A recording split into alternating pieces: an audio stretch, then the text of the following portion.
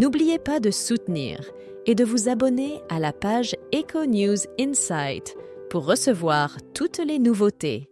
Cyril Hanouna a récemment donné la parole à Jacques Cardoz pour discuter de son documentaire en réponse à l'émission Complément d'enquête, qui pourrait ne pas être diffusée.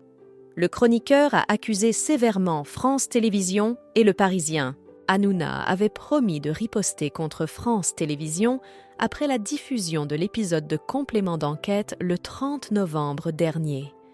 La riposte prend forme avec Jacques Cardoz, qui a enquêté sur le groupe avant de créer un documentaire intitulé « Enquête de complément ». Bien que le documentaire soit terminé, selon Le Parisien, il ne peut pas être diffusé sur C8, car il est jugé trop violent. Les obstacles à la diffusion incluent la volonté de Canal+ d'éviter un conflit avec France Télévisions en raison de nombreux intérêts financiers partagés entre les deux groupes.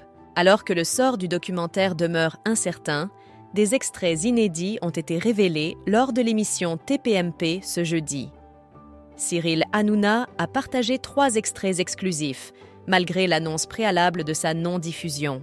Le documentaire, réalisé par les équipes de Jacques Cardoz et produit par Hanouna lui-même, met en lumière la propagation de fausses informations au sein des émissions d'Élise Lucet et Tristan Valex, selon les images diffusées. Jacques Cardoz a formulé des accusations graves à l'encontre de France Télévisions, et l'un des extraits du documentaire aborde la nomination de Delphine Ernotte en tant que directrice générale de France Télé. Selon le documentaire, un procès-verbal du CSA remettrait en question la promesse de François Hollande de ne pas désigner lui-même la personne à la tête de France Télé. Jean-Jacques Cordival, président de la Fédération CGC des médias, révèle dans l'extrait diffusé avoir reçu un appel de François Hollande lui demandant de ne pas nommer Marie-Christine Saragosse et Emmanuel Houg. Enfin, les images les plus récentes pointent du doigt France Télévisions pour non-respect de son pouvoir de neutralité. Jacques Cardoz affirme qu'ils ont fait des appels aux dons pour le comité Adama Traoré. Ces allégations graves sont accompagnées d'une attaque contre Le Parisien par le chroniqueur de TPMP.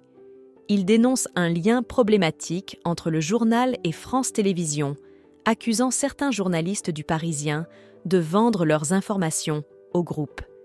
Selon Jacques Cardoz, ces journalistes toucheraient 3% sur un sujet vendu, que ce soit à Envoyé spécial ou à Complément d'enquête.